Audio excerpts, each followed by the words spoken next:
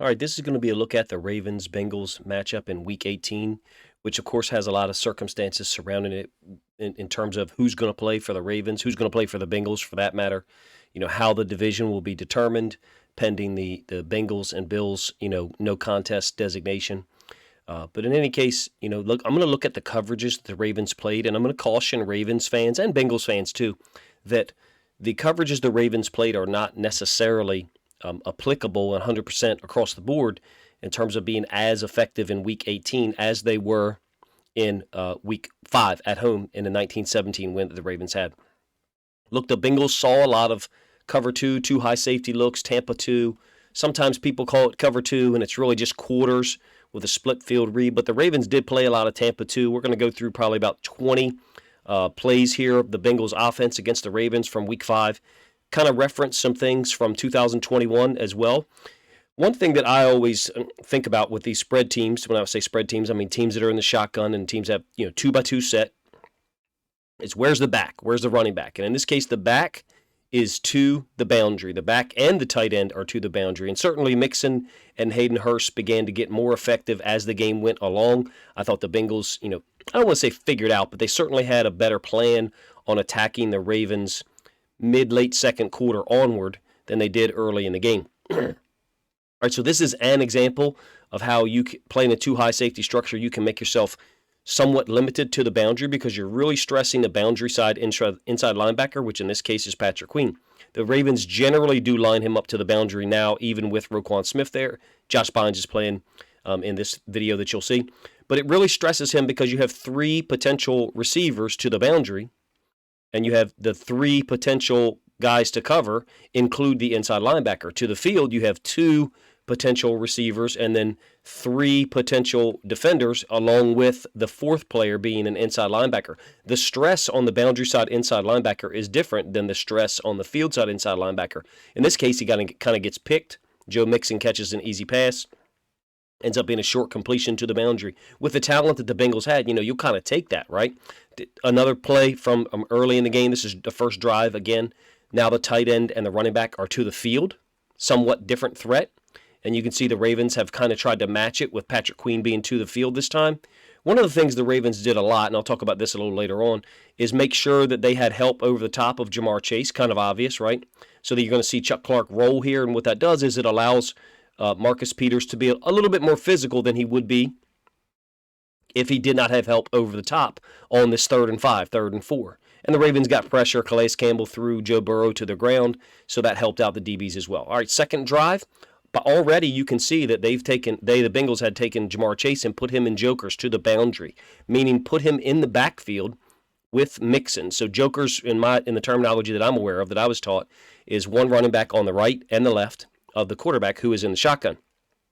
We'll talk about Marcus Peters a little bit later, what he's signaling. But this is not an admission. This is an adjustment by the Bengals to see what the Ravens were going to do, how they were going to cover things with not the running back and the tight end into the boundary, but now Jamar Chase and the tight end into the boundary. And you can see that they've kept Marcus Williams and Marlon Humphrey, the right corner and right safety, generally when everybody's healthy, into the boundary to that right side. It's a sweep by Chase. Credit to the Bengals for trying to figure out creative ways to get him the football when the Ravens were playing a lot of Tampa 2, having a safety rolled over the top, trying to limit his effectiveness. So give them credit, even though that was a short play that didn't really work. All right, second drive, 3rd and 12. Another version of a Tampa 2 disguised. Marcus Williams is lined up at 7 yards depth from the line of scrimmage. He's going to roll to be in the middle of the field. He's running the pipe, basically. So you have your half-field safety here, and then Marcus Williams is basically the Mike linebacker. At this point, Kyle Hamilton wasn't playing nearly as much as he is now, especially in the Ravens' nickel sets. But in any case, they used Pepe Williams, as a half-field defender because Hamilton didn't play as much. Chuck Clark, half-field defender. And like I said, Marcus Williams is running the pipe. And Burrow is going to get pressure from JPP, who gets held horribly, and it's not called. So Burrow is unable to work back down here, underneath. There was an article on ESPN about Burrow throwing checkdowns, and I understand, Burrow and other Bengals players co-signed it. But look, Burrow is a guy who will throw to the open receiver regardless. So I understand the article, and I'm not refuting anything that a Bengals player or coach said. But my point is, situations like this actually surprise me because he goes through his progressions so quick. I think he's looking for Jamar Chase on this. I think this is one where it's kind of like a dig, and he just doesn't get to Hurst enough because, like I said, JPP has defeated the right tackle, and he's clearly being held here. I'll slow it down so you can see it from behind. It's not called. I guess he's trying to hold JPP's towel since he couldn't get a hold of his waist. So it's a sack on a 3rd and 12. The Bengals, I thought, I'm not going to show a ton of plays from later on in the game where they figured things out, but this was another example of them, I feel like, trying to mitigate the Ravens' too high safety look and find some yards. This is another cover 2, QB draw on a 1st and 10. First play, I think, of the 3rd drive. This one was really confusing. I don't think you will see anything like this. I think if you accept that the Bengals did have trouble with certain too high safety looks and cover 2 looks early in the season, they are not now, in my opinion. I think they've moved past that, so that's why I want to caution Ravens fans about not relying on the fact that the defense is going to be able to just hold them to 17 points again. I think that's a little unrealistic. All right, and the very next play after that QB draw, again, you've got Jamar Chase in the backfield. Look at Patrick Queen coming over here telling Odafe Oweh, who doesn't seem to really be listening, or at least he doesn't turn his helmet. But in any case, he's telling him about that wheel that Marcus Peters was signaling earlier. Like, hey, look, there's a wheel coming into the boundary here with Chase. That's the target. We want you to get hands on him. Does Oweh hold him? Sure, he does. But still, it's a physical play by the Ravens. I don't think this is going to be the quote, one of the answers, quote, for the Bengals. I think they'll get the ball out quicker. If the Ravens play a lot of this Tampa 2, I think they'll throw underneath, force the Ravens to make tackles coming downhill. This is a 3rd and 8, the very next play. It's a cover 2, Tampa 2 disguise. And it's a flood concept, I believe. The Ravens have, simulated some pressure up the middle and then dropped out Patrick Queen. It's a great play by Marcus Peters, tackle on Hayden Hurst, who I thought really had an impactful game, especially as the game went on. So they're dropping out Queen, and they're dropping out Oweh, and then they're blitzing Stevens off the edge. The Ravens, do a lot of this stuff where they simulate pressure up the middle and then drop guys out, maybe bring somebody off the edge. But it is a Tampa 2. Here's your half-field defender. I'm not sure if you guys can see this because of the frame you got. There's what looks like that's Chuck Clark's leg that you can see. That's the other half-field defender. Patrick Queen is running the pipe, just like I talked about Marcus Williams earlier. You got your 4 underneath guys in your Tampa 2. Odafe Oweh doesn't have as much depth as the other 3, clearly because he's lined up on the line of scrimmage, and he's an outside linebacker / DN, so his drop isn't going to be as quick.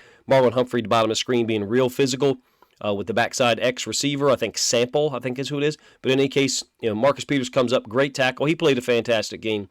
Going to move this forward a little bit. How much of this is still applicable? I don't know. I do know that the Ravens cannot play this look, in my opinion, against the Bengals. What I mean is this 5-1 look that you see here, where you have 1 inside linebacker, 3 interior D linemen, and then 2 edge players, 2 stand-ups, outside linebackers, whatever you want to call them. I call it a 5-1. Some people call it a 3-3, whatever you want to call it. The point is you've got 5 guys on the line of scrimmage and only 1 inside linebacker. I don't think the Ravens can play this look. If they attempt to, they've got to get run fits like this from Chuck Clark into the boundary. Again, you got tight end running back into the boundary. He gets a run read and fills right now. And it only ends up being like a 3-yard gain, maybe a 4-yard gain. He becomes essentially another inside linebacker because of his read, because he sees a base block here by the tight end, and they're basing up with the right tackle. So he knows he's going to come downhill right now and fill inside. This is dangerous if you ask me, and this is the reason why I say that I'm not sure that they can play this look a ton. You play this look a lot, and the Bengals give you play action. Same blocks here with the tackle, guard, and tight end, and then run this vertical. Now you got a safety filling, and you're one-on-one with whoever that number 1 receiver is to the boundary, and Marcus Peters or Marlon Humphrey or whoever the outside corner is for the Ravens in that situation. That's why I'm saying I'm not sure that they can play this look. I think it's a little too dangerous. But, some of the things that they've done this year with Mike McDonald I haven't been a big fan of, and they've worked at times, and at times they have not. Another example of the 5-1 here. Chuck Clark is now rolled up into the boundary, so certainly looks like it's going to be man. It's not. It's another disguised cover 2.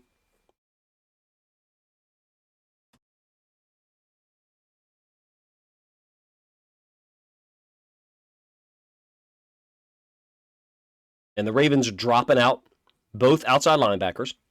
In this case, Harrison and Owe, and then they're blitzing Josh Bynes, I think, through the A-gap to the boundary side. So it looks like it's going to be man pre-snap, and then the Ravens are again bailing to a cover 2.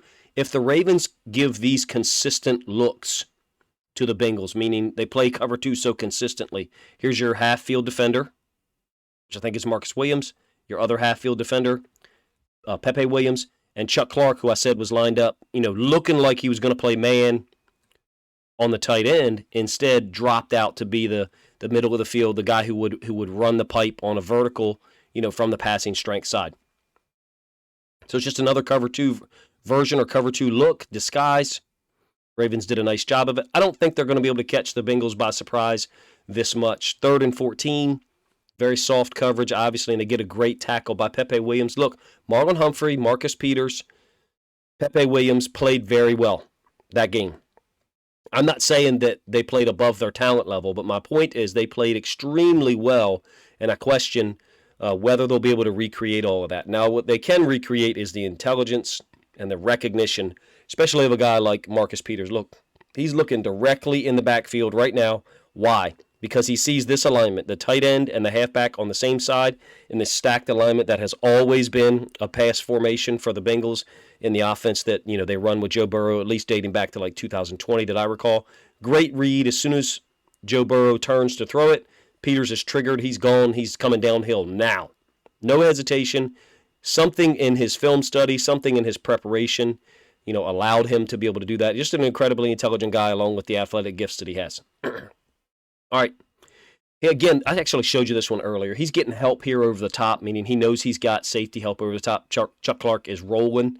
They're playing man backside, but you also are getting a safety, Marcus Williams, moving back here to possibly help Marlon Humphrey down here. So Humphrey and Peters played well, especially in the situations where they had help over the top. I suspect, and I know that as the game went on, Burrow started to attack quicker, away from the side, away from, wherever there was safety help, away from where Peters and Humphrey were able to be super aggressive. And those guys had a throwback night, don't get me wrong. I showed you this one earlier. Look at what Peters is doing. Now, this is earlier in the game than the wheel that I showed you where Owe comes out of the backfield and chips Chase. Really, he held him, let's be honest. Let's call it what it is. This is earlier in the game. So, again, the intelligence, the awareness of Peters, that's what he's signaling, is that it's going to be a wheel. Now, this is not. This is actually the sweep that I showed you earlier. I showed it to you twice just to illustrate how prepared Peters was, how locked in he was, along with Marlon Humphrey and others. 3rd and 8, Peters is going to get a tackle on Hayden Hurst. Out here in the flats, really a lot of space to operate for Hurst. I mean, you do have an inside-out linebacker, Harrison, running here, but Peters, is not known as a great tackler. Certainly did his job here on this play. I would caution Ravens fans into expecting the Ravens defense to just get overwhelmed. I would also caution you to expect that the Ravens are going to hold them to under 20 points. I think that the Bengals are going to take more shots like this one, in my opinion, because those things have been successful against the Ravens. Now, this is one of the plays where Marcus Peters is still competing until after the whistle, or to the whistle, I should say. There's been situations this year where he has stopped competing like now, and the receiver comes down with it in bounds, whereas if he had continued to push or make contact like he did here, he could have pushed the receiver out of bounds, because the rules are different now than they were 10, 12 years ago in terms of whether the receiver would have come back down in bounds. Now it's just whether you did or not, and the defenders are allowed to push you. One of the complaints about Marcus Peters this year has been that he occasionally has stopped competing. All right, Kyle Hamilton's actually on the field here. We're going to start to talk about Marlon Humphrey and how physical he was.